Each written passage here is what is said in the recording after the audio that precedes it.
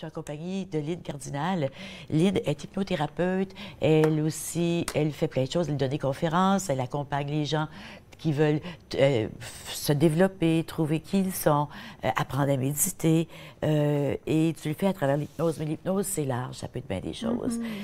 Donc, tu as étudié dans l'Himalaya, comme je disais, pendant une quinzaine d'années, en sanskrit. Le mot sat, parce qu'on connaît tout sat, le mot sat, S-A-T, en sanskrit, a toutes les significations suivantes. Je vais commencer avec ça. Vérité, existence, existence pure, source, vie, sagesse, bonté et absolue. Le mot sat comprend tout ça. C'est la vérité, c'est notre être. C'est qui nous sommes. Exactement. La langue, le sanskrit, c'est une langue très ancienne. Et un mot, sat, c'est 3 lettres, S-A-T.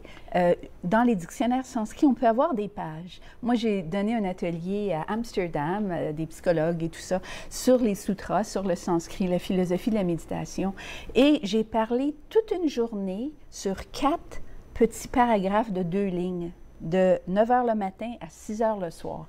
Parce que chaque mot a une profondeur. Oui, oui. Alors ça, c'est notre essence. Alors on dit c'est l'existence pure. Oui, l'existence. Oui. Si on s'arrête, l'existence, c'est quoi? Oui. J'existe. Moi, je suis étonnée qu'on puisse fonctionner sans comprendre qui on est, qu'est-ce qu'on est. L'existence, j'existe. Mon existence pure, c'est comme le petit bébé rose avant d'être rose. Avant d'être rose. Avant d'être rose. Et donc ça veut dire dans mon essence, au cœur de mon être, derrière mes pensées, il y a une sagesse, une perspective, une grande vérité qui fait de sorte que je peux vivre ancrée dans mon corps et dans le moment présent de façon épanouie. Et le but de la méditation, et je te parlais de Delphine tout à l'heure pendant la pause. Delphine, c'est ma petite fille de 6 ans qui médite aussi. Puis, quand je lui disais, il faut toujours écouter notre cœur, puis elle m'a dit, ben c'est vraiment le but ultime, comme ça, c'est le but ultime de la méditation. C'est comme... Donc, est-ce que le but de la méditation, c'est de transporter cette paix, ce calme, cette bonté, cette sagesse dans notre vie? Est-ce que c'est possible de partir de l'état méditatif et de l'apporter, le vivre, toujours être dans l'œil de l'ouragan, disons? Oui, exactement. C'est vraiment notre objectif. On médite pour être bien, pour avoir du recul, pour retrouver cet équilibre énergétique dont j'ai parlé, cette clarté intérieure. Mais c'est sûr que durant le quotidien, on veut intégrer cette sagesse. Et ça, c'est un processus à long terme. Oui, parce que c'est facile à le perdre. Là, une petite affaire nous dérange qui n'est pas comme on pensait. On pense que ça devrait être, puis on éclate. Mais on vient de perdre notre bien-être. Parce qu'on part de l'essence, puis on est rendu dans Rose, qui est une petite fille qu'il faut qu'elle soit gentille. Qu'il faut faire des choses. Fait que là, on fonctionne dans nos conditionnements. On oublie l'essentiel. C'est donc un processus à long terme. Je dis, moi, on fait de la méditation dans le but de pouvoir retrouver l'essentiel. Oui. Et on essaye de toutes sortes de façons d'être heureux, d'être accompli, mais c'est en fait à l'intérieur de soi. Alors, là, tu dis dans le livre, la vérité est plus que théorique, elle est proche de nous, au cœur de notre propre existence.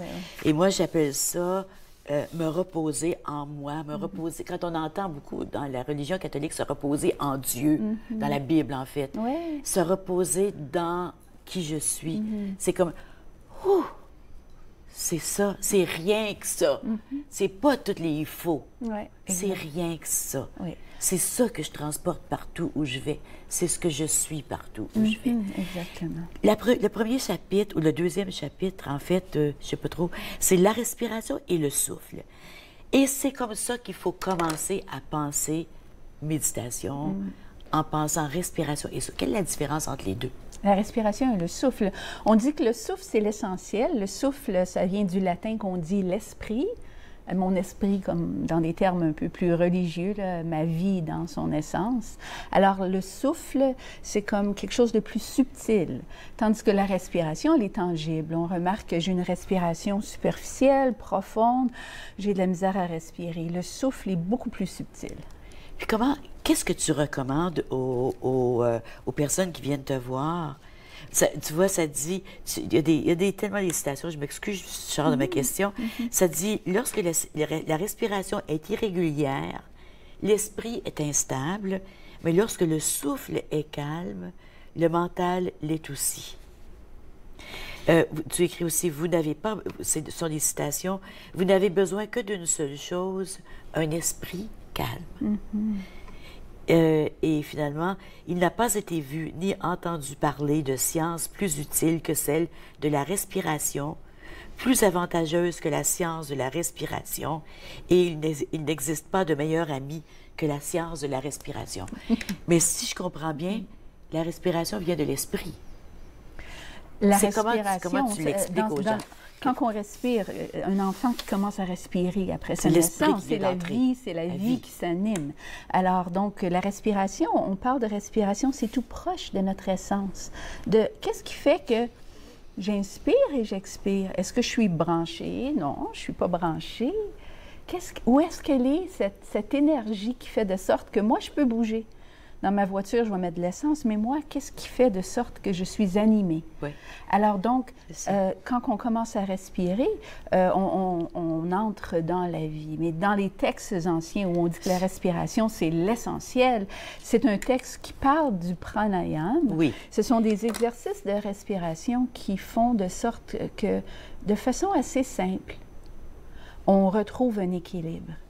Alors, c'est une façon, ce sont des techniques qui aident à la méditation. Alors, la première chose que tu fais quand les personnes te consultent pour savoir comment méditer, c'est que tu leur apprends à respirer, tu les encourages à respirer, tu leur fais prendre conscience des 3 parties de la respiration. Comment tu commences? Parce que je sais que c'est au début de ton cheminement, n'est-ce pas? Qu'un cheminement que tu proposes, n'est-ce pas? Oui, ça fait une partie intégrale des techniques de méditation. Okay. Présentement, je ne vois des clients dans un contexte individuel du 1 à 1. Oui.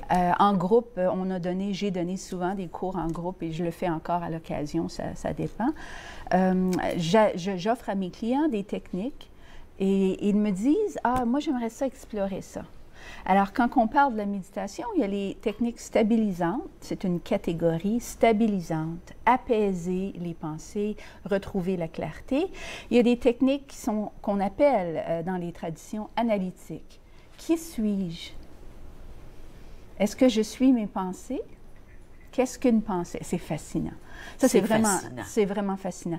Par contre, on commence toujours par les techniques de méditation stabilisantes. Avec mes clients, je leur dis, on va commencer par ça, puis j'introduis un peu de techniques analytiques, un peu de profondeur, de philosophie, mais il faut commencer par laisser les particules de sable redescendre. Oui, parce que on est chacun différent, j'imagine, mais moi, la question la plus importante de ma vie, c'est qui suis-je?